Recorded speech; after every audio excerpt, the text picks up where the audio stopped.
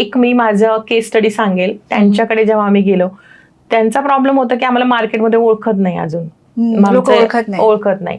तर मी बघितलं मार्केटमध्ये ओळखण्यासाठी आपल्याला सर्वात महत्वाची दिशा माझे गुरु सांगतात KB सर की साऊथची दिशा.